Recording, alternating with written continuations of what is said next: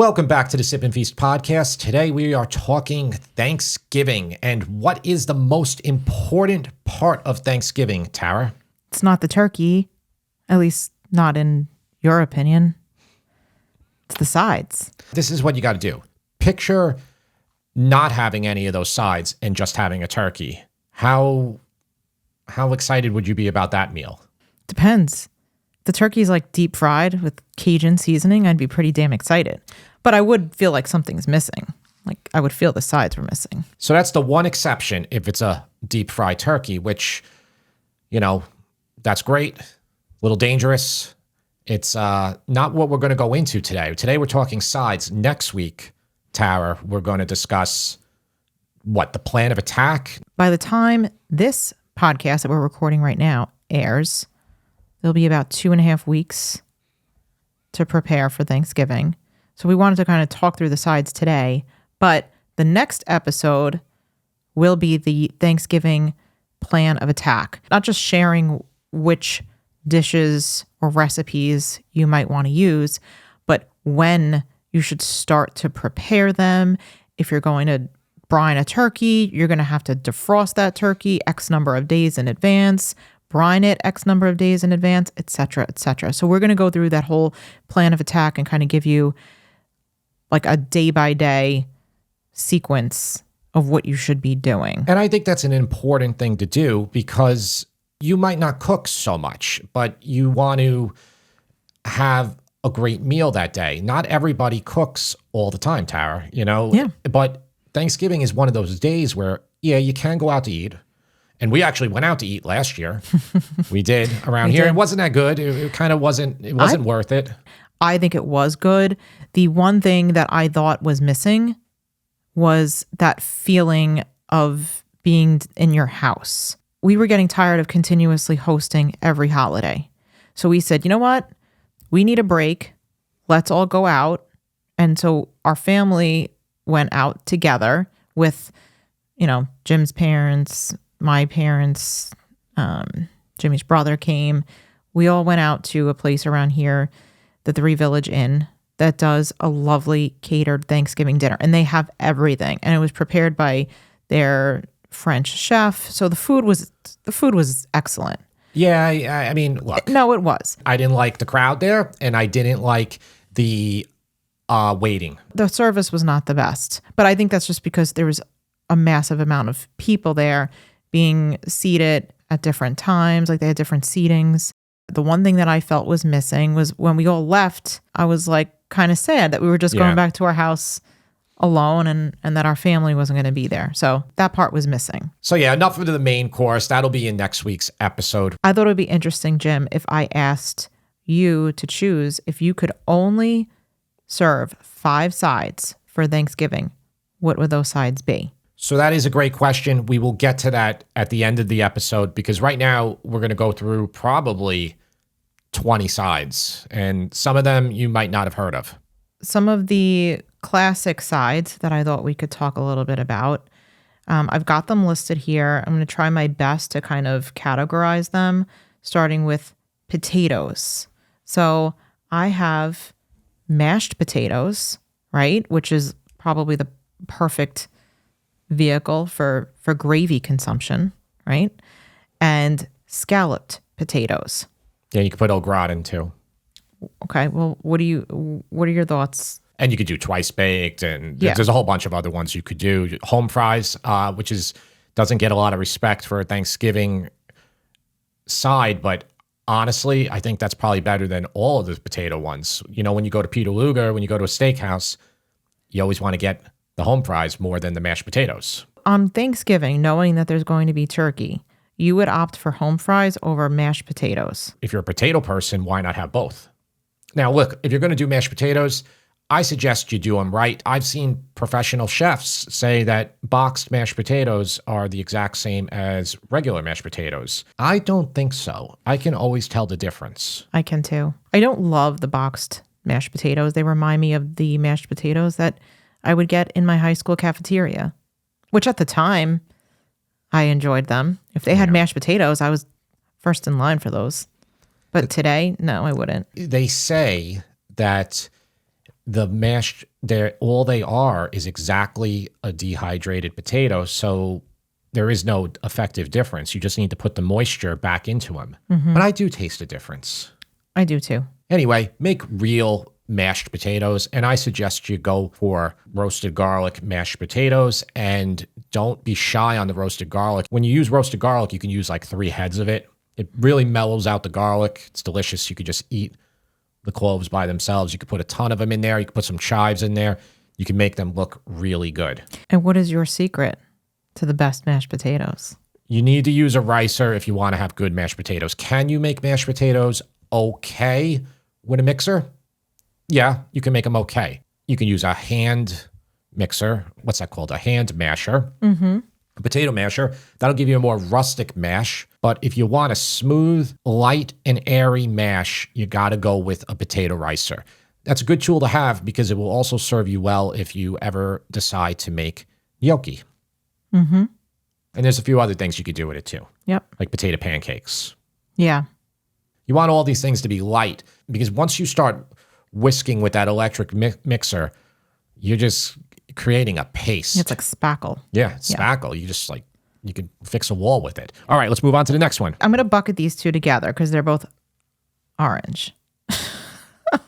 Sweet potato casserole and roasted butternut squash with cinnamon and pumpkin seeds.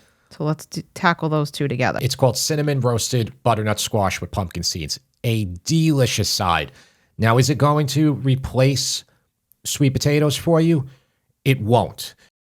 Where it can replace is if you like to do sweet potatoes in chunks with like cinnamon and brown sugar, there it can replace it. Again, I'm going to say you probably like sweet potatoes more, but where it definitely can't replace is the sweet potato casserole. Now, I'm a huge fan of that. Are you, Tara, or not? I didn't used to. I don't really want to say why I didn't used to. Why didn't you used to? Say it. Well, We want to know. So I grew up having the plain sweet potatoes, you know, that my mom would make. And I think a lot of people always had the marshmallows on top of theirs. And my mom, sorry, Mom, I know you're probably listening. My mom didn't like the marshmallows. She said they were gross or whatever. So I grew up not liking it. And I mean, I grew up not having it actually. So that I think the first few times I did have it, I didn't like it because it was in my mind that I shouldn't like it. But now I do. Okay, but the marshmallows are really associated with the South. They're not really a Northeastern thing. But so many people I knew, friends I had, they always had up here the really? Marshmallows. So yeah. My whole family, my whole extended family, yeah. a lot of cooks, nobody ever used the marshmallows. And they rarely even used like pecans or anything. It would be just brown sugar, cinnamon. Yeah. Yeah. I mean, even when we went to Mirabella, which not Mirabella, it used to be Mirabella. It's called the Three Village Inn, the place that Tara was talking about where we went last year. They actually had sweet potatoes there, and yeah, they didn't do the marshmallows either. They did it just with the cinnamon, brown sugar. Yeah, you don't need the marshmallows. Yeah, but they're good.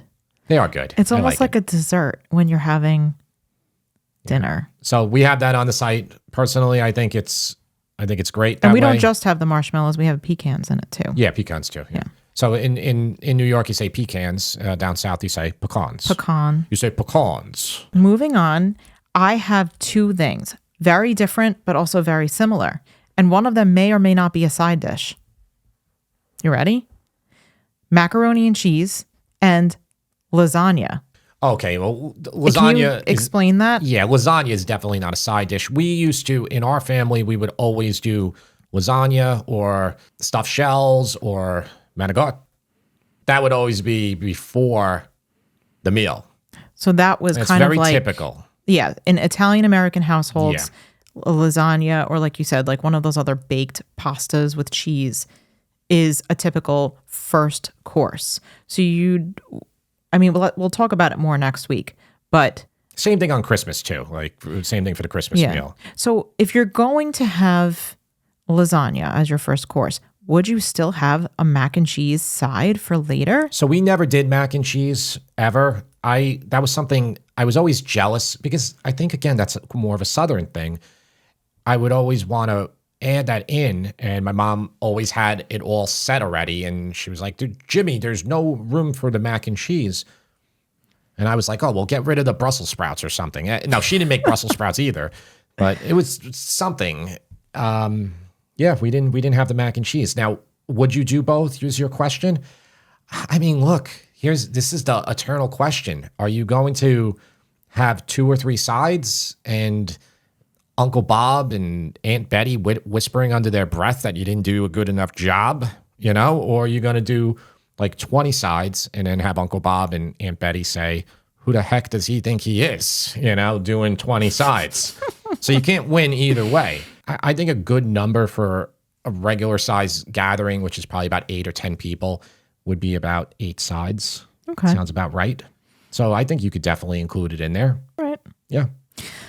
It's a very Italian American thing. I know this from all my friends who, the type of meals they would have and my whole extended family. It was just something that we always did. And then, to further confirm that, you can go on Facebook groups or whatever and see there's so many groups devoted to just like Italian food, and so many people are having the same things for Thanksgiving and for Christmas and Easter. All right, Jim, let's move on. Yep. Stuffing. And when I say stuffing, I mean AKA dressing, right? Yeah. Well, it's called different things. Stuffing in the Northeast, right? Dressing down south. Stuffing is a great one. We have a couple different recipes. I think we have just a regular sage and onion stuffing. That's kind of the one that the Stouffer's box stuffing tries to imitate. Okay. That's like one of your most typical stuffings. And a stuffing is really simple to make. If you have it, use good chicken stock, egg, your bread. I like the country white bread is fine. Put a lot of onions, celery, sage. Really, really simple. You get the egg in there so it all comes together. You could stuff your bird if you want. People don't really do that anymore. But you could just bake it in a casserole dish. Delicious. Then we also have one with sausage. Which one do you like more, Tara? Okay. Do you really want to know how I feel? Yeah. I don't like stuffing. That is an unpopular opinion, and I am very okay with expressing my unpopular opinion. If I had to choose between those two, I would probably choose the one with the sausage. However, the only stuffing I actually ever really liked, where I actually went for seconds of it, was a long time ago, maybe like 2 or 3 years in a row. You made a stuffing with cornbread, freshly made cornbread, or maybe it was stale cornbread. I don't remember, but it was homemade cornbread. And you put chestnuts in it. Do you remember when you made that? Yeah, chestnuts are a pain, especially if you're using the whole ones, not the already shelled. I remember making it. My biggest problem with that type of stuffing using cornbread is it's not hard. It's moist. Stuffing, you need something hard so it'll maintain a little bit of texture from the baking, because you're wetting the whole thing and then you're baking it. It tasted good. I remember it. It didn't become a forever recipe. Yeah. I like going with the sausage one. I think that's a really good one. Yeah, I'm not a stuffing person. Moving on. Since we're talking stuffing, let's talk bread. Dinner rolls specifically. They're very easy to make. If you're a little apprehensive of making any type of bread, making rolls, buns, whatever, is the easiest type of bread to start with as a beginning bread maker. Agree. It's nothing like and we were talking about this in the last episode with I'm not saying with the Le Creuset. I kept saying and like all the comments are like not trying to be pedantic. Well, you are being pedantic if you're telling me that. Like that's exactly what you're being. Le Creuset, you have to use ideally not an enameled one, and you're doing stretch and folds, and you're using steam in your oven and a variety of techniques. That is nothing like doing dinner rolls. Dinner rolls, you're just going to mix up your ingredients, let it proof for a while, ball it, put a little wet towel over there, let it proof again, second proof, get it in the oven, a little butter, garlic, done. I love making dinner rolls because they give you that satisfaction of creating something. I think anytime I've made anything with yeast that has come out successfully, it makes me feel so much more proud of myself and my culinary skills than when I made any other food. You're getting the feeling of exactly how I felt when I mastered the grandma pizza. Yeah. Which, not to brag, but the grandma pizza on Sip and Feast is better than any grandma pizza in any place in New York. I'm not kidding. Now listen, I live far away from Umberto's in New Hyde Park, but we do have another location right here. All right. And I'm telling you, I worked my butt off to get that one perfect. Now listen, I'm not saying my Sicilian and the New York round is bad. They're great too, but it's the grandma one that is just... It's perfect. Perfect, it's right? Perfection. So the feeling you get of doing that, I'm trying to sell you on making your own pizza. Make your own pizza. You will feel like $1,000,000. It's funny. Like, I'm just like thinking, like, so often we go into the holidays with these feelings of nervousness or dread or whatever. So anytime we can kind of like increase the flow of dopamine, maybe I should actually do some research on this. Oxytocin. Because is it oxytocin? Well, it's the love hormone. But is that what you're releasing when you bake something? Well, you get an immense feeling of satisfaction. Being satisfied is something that we all lack these days. We're all nervous and overworked and overstressed. So when you see something like bread, especially a pizza, which could be a 3-day cold ferment, and you see it from the beginning stages to its end stage, it's immensely satisfying.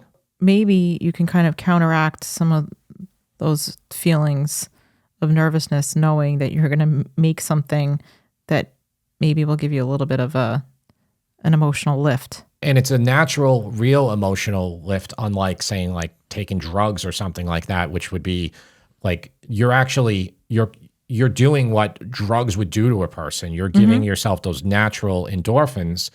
I actually think that's a big part of why baking and candy making and all that stuff is really, it like kind of takes you in.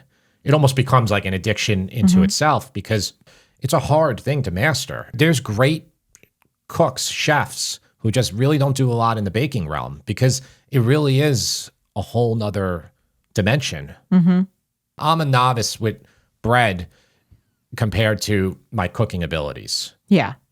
Though the pizza, it is bread making, so I would consider myself pretty good at that. I would say though, maybe you consider yourself a novice. Any recipe that we put up on the website is fully tested and vetted and perfected. So when you say you're a novice, but have faith in the recipes that we put out, that they will come out perfectly if you follow the instructions. I want to just say one thing about that, Tara. Yeah, we stress, and I think a lot of the stress is on me because I'm the one who's writing the recipes and doing the videos for you. But like this week, I already know what I'm going to film. I know one of the recipes I'm going to film because I already tested it last week. And the other one, though, I want to do is called chicken paprikash, right? That's how you say it. It's so it's a Hungarian, very popular Hungarian recipe. And I haven't done it once. I haven't made it at all. So I can go in blind on Wednesday and do it. And I used to do that when I started YouTube. I don't know if it's now because there's 700,000 plus subscribers. I just have a lot more pressure now where I feel like I'm trying to eliminate all of the criticisms that come into the comment section. And I know that's impossible because people will pick apart anything. It's a sheer matter of numbers. If you have that many people watching it, I guess I'm trying to do an impossible task. You are. The better advice I've heard is to not read the comments, but I like reading the comments. Sometimes they're not so nice. Next, I'm going to group together a bunch of veggies. Roasted Brussels sprouts and carrot combo, honey balsamic Brussels sprouts, maple roasted carrots. Roasted Brussels sprouts and carrots is the easiest one for you to make if you want to dabble in something super easy. You could even make it ahead of time. Roasted vegetables, you can make them ahead of time, which is a fantastic thing. And we'll talk more about that in our plan of attack next week. So that could be roasted broccoli. It could be roasted cauliflower or whatever. A lot of delis will just sell roasted vegetables by the pound for you. They just have them in the case, and it's the simplest thing. You don't need to go into a place and spend $8 or $9 or $10 a pound for roasted vegetables. So that's easy. The other one, the maple Brussels sprouts, not maple Brussels sprouts, honey balsamic. Honey balsamic Brussels sprouts and maple roasted carrots. So those are a little bit more where you would make them right before, but you still could make them in advance and reheat them. They're going to stay moist and everything. Honestly, I love both of them, but I think the carrots are probably better. They're all excellent.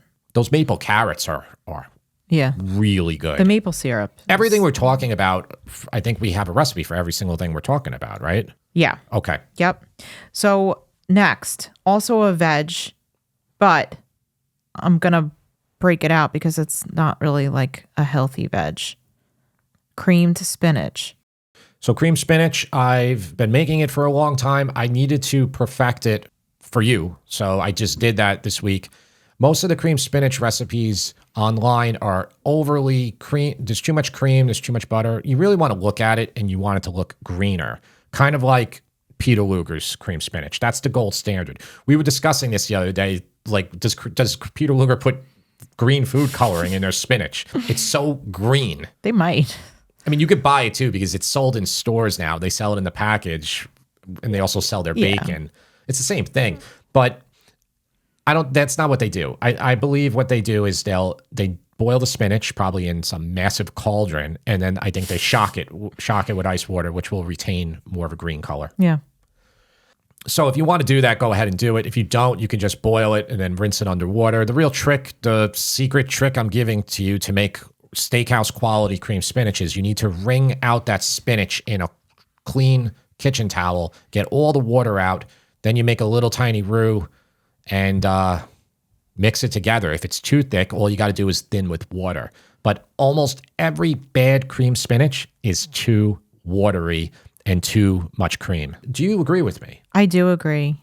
Yeah, I don't like it with a lot of cream. I actually really liked the way that you did it the other night because it wasn't overly creamy.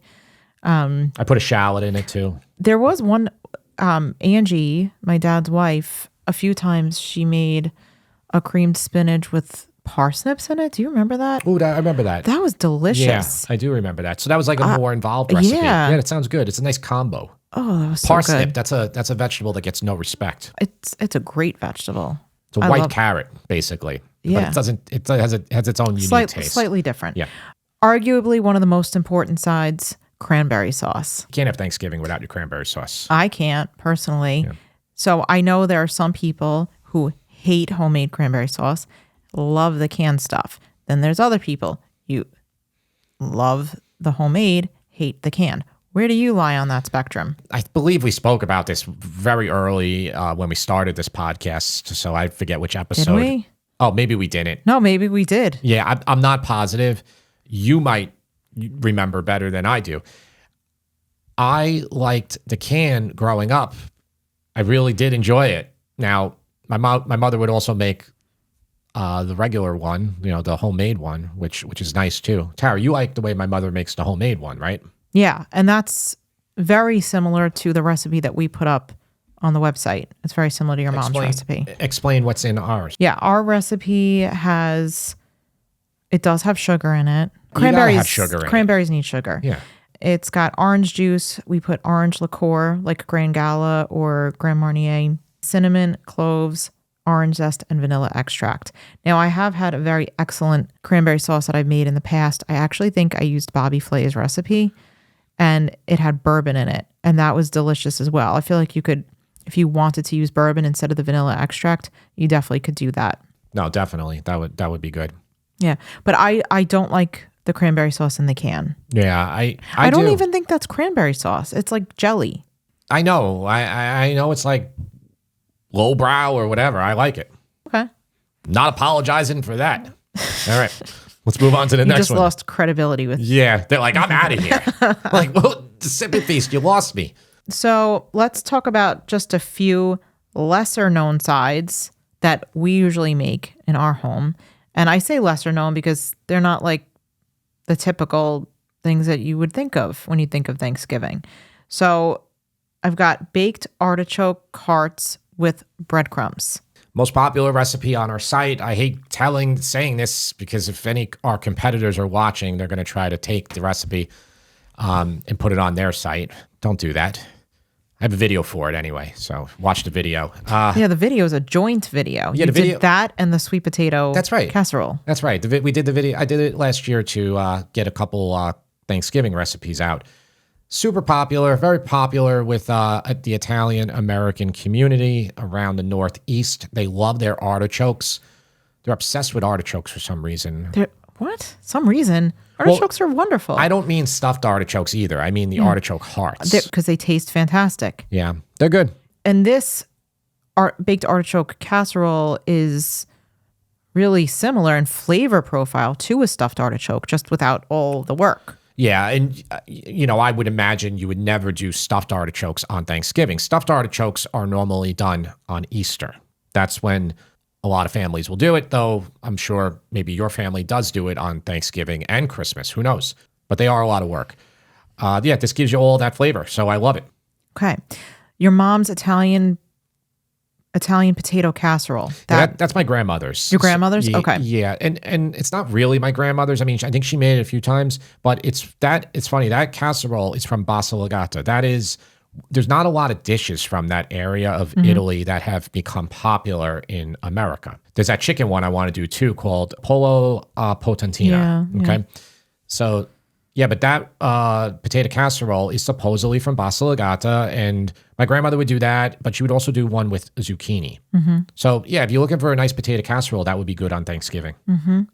All right. And another lesser known side, baked cauliflower with cheese and breadcrumbs. Yeah, this is very similar to the artichoke one. If you're not into the canned artichokes have a tanginess from the citric acid that they're kept in. And then we also add a little bit of lemon juice and white wine into it, so it like kicks it up even more. If you're more of a cauliflower man or woman, then go for that one. It's really good too. You like that one also. Yeah, it's delicious. I love it. There are probably quite a number of sides that we didn't talk about yet. There are two sides in particular that I didn't talk about because I don't like them. But I think we should talk about them now. I'm sure I can guess because it's one that's very much absent so far. Yes. So we'll save that one. First one, creamed corn. So creamed corn I think is good. Just I would make it myself. I wouldn't pop up in a can of it. I think what could turn you off and other people off would be it's sweet. I used to like creamed corn when I was a kid. That was we would have it out of the can. That was something that I used to like. I don't like it as an adult, and I don't think I ever had homemade creamed corn. I only have had it in the can, and that's why maybe I don't like it. I've never made creamed corn in my life. I would imagine you're just going to make a roux. Probably the canned version probably uses sweetened condensed milk. I don't know. To probably make it sweeter. I mean, you could also throw that into your homemade version if you wanted to. Yeah, I mean, it's a simple recipe. There's not a lot of stuff in it. It's going to be flour, cream, butter, flour, maybe a little bit of onion. That's it. It's sweet. Okay. Probably some sugar added to it too. Which there's nothing wrong with sugar. Tara I saw she flinched before when she had to tell you that we have sugar in our cranberry sauce. If we didn't have sugar in our cranberry sauce, that would be a travesty and it would be horrible. Yeah. It would. Yeah. You wouldn't even be able to eat it. Well, Thanksgiving is a day to overindulge if you can. You can't eat the cranberries without sugar in it. The elephant in the room, green bean casserole. The green bean casserole. They did it last year at the place we went to. I thought they did it well.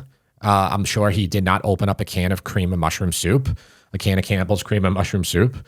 And I was going to make this a couple weeks ago. We were talking about it. We have like our whole content calendar. I was just like, screw it. It's just, I don't know what I'm going to be able to add to the annals of the green bean casserole. Like you don't need Sip and Feast to do that for you. Just type it in and you'll find a ton of blogs that will have it. The only green bean casserole I ever liked was, and again, we're not sponsored by Trader Joe's. I just happen to like them. When we were living in Minnesota, the Trader Joe's there would oftentimes serve samples of various combinations of their ingredients that you could buy. And they did have a green bean casserole that was good. It was made with like their packaged fresh haricot vert. It was their cream of mushroom soup in a box that they use, I think, portobello mushrooms for. So it's supposedly, like an elevated cream of mushroom soup, step above Campbell's perhaps. And their crispy onions. So I did have it. I did like that one. But again, I don't ever need to have a green bean casserole, the Thanksgiving style green bean casserole, in my whole life. I do like it. If I want to elevate it, what I can do is, as Tara said, I can use not just white mushrooms. So you could use fancy mushrooms. I would make a roux, thicken it up. I would probably use white wine in it. I think that's definitely a way to differentiate it from the standard Campbell's one. I would use fresh green beans. And if you really want to get crazy, you want to get nuts, do your own your fried onions yourself. I mean, to me, it just seems way too much work for something that is totally acceptable by following the Campbell's recipe. And it's too much work, I think, for green beans, which are just good with some garlic and oil.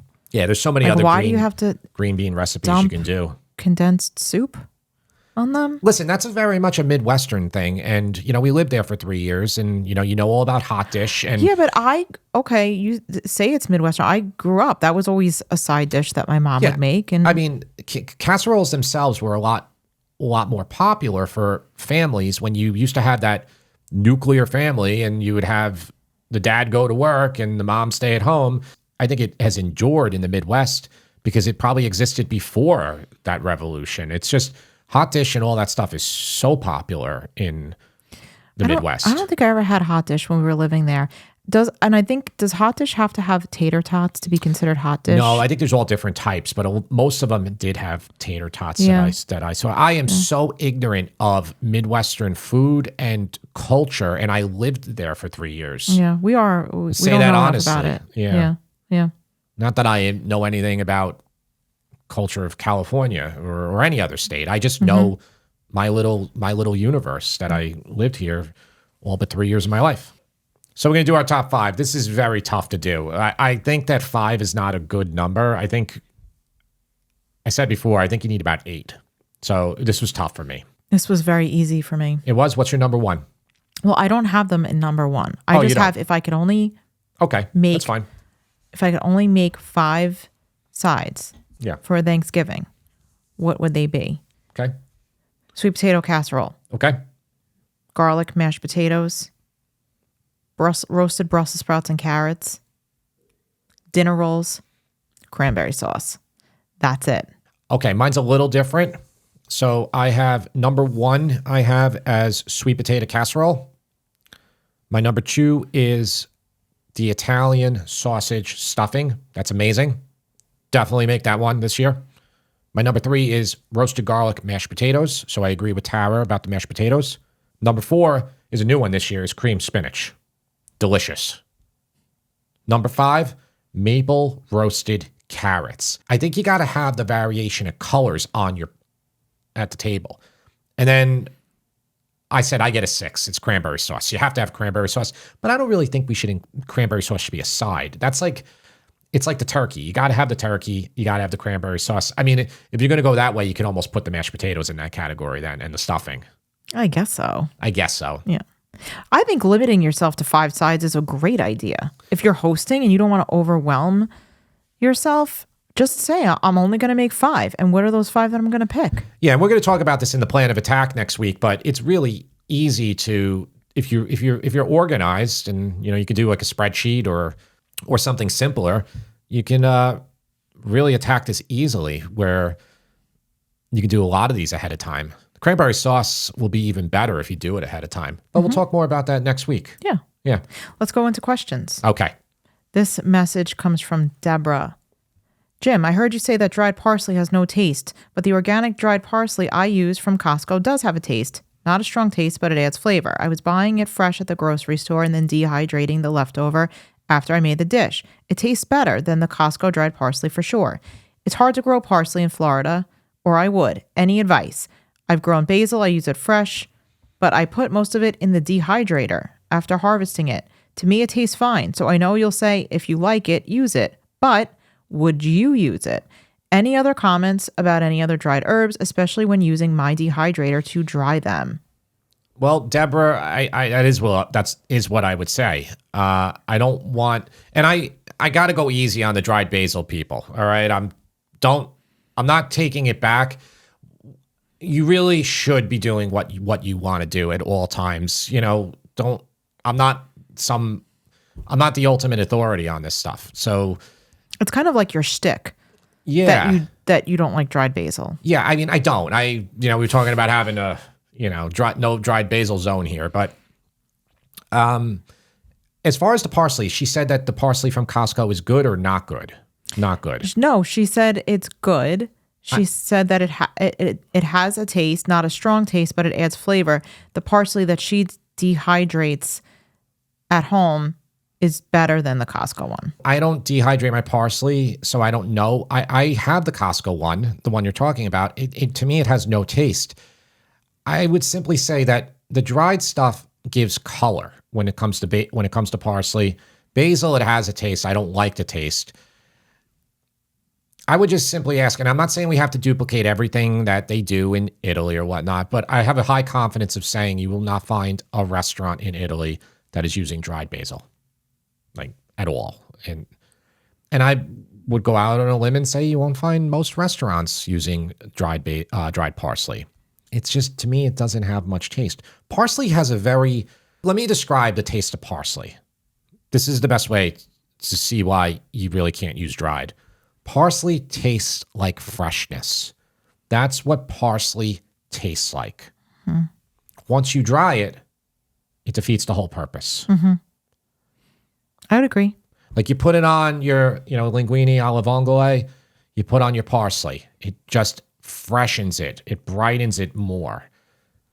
Put a little bit, in your soup, brightens it up. Put a little bit on your chicken franchise, brightens the dish, gives a great color. What about with dried breadcrumbs?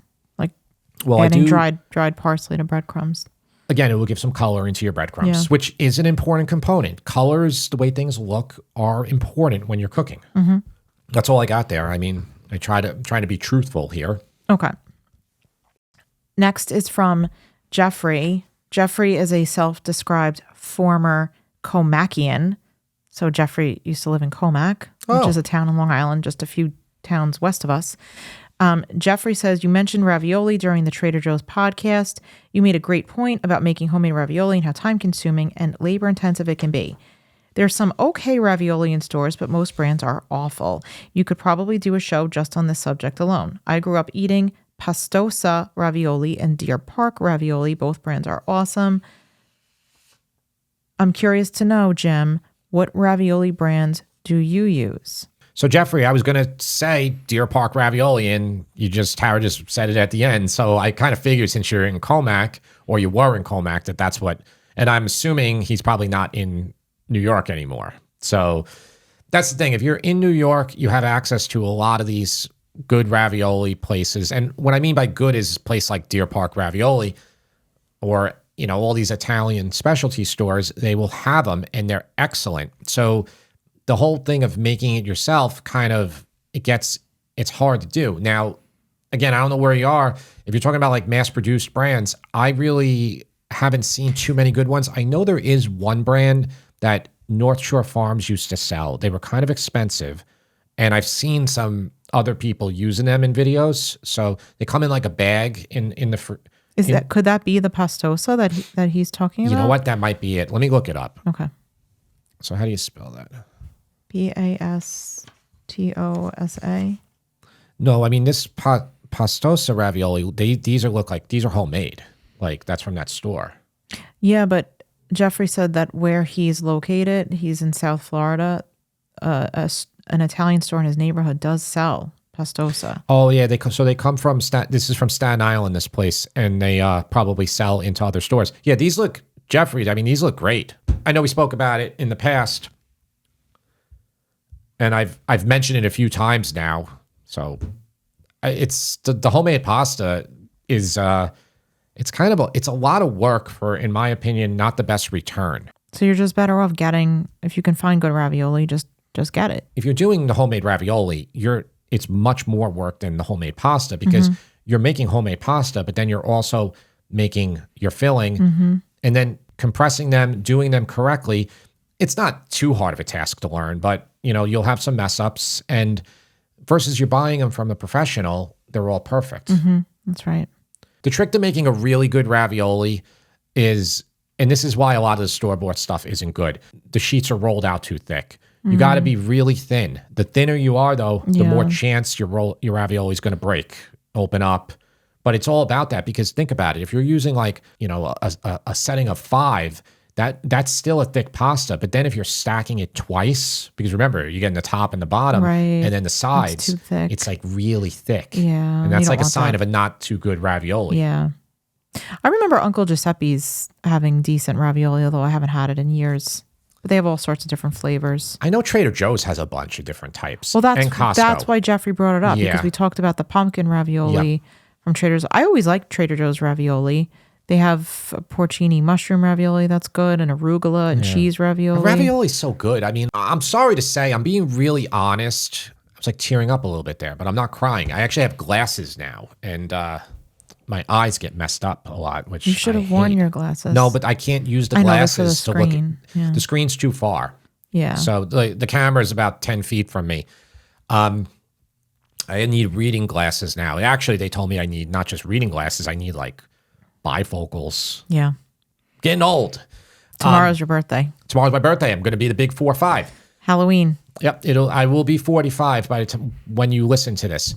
So, as far as the pasta goes, like all the homemade stuff, I wish I could do more for you on the channel, but I'm just being honest here. We try to like cater to the masses, and I don't envision a lot of people wanting to make these recipes, because we really want you to make our food that we put out there.